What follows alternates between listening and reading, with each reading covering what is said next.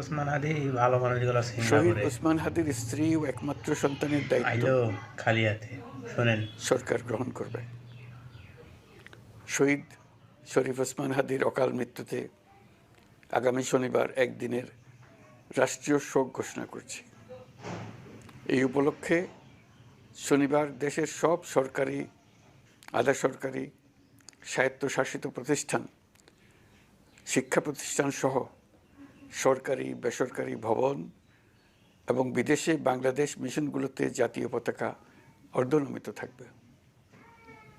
একই সাথে আগামীকাল শুক্রবার বাদ জুমা দেশের প্রতিটি মসজিদে শহীদ ওসমান হাদির রুহের মাগফিরাত কামনায় বিশেষ দোয়া ও মোনাজাতের আয়োজন করা হবে। আপনারা তাতে শরীক হন।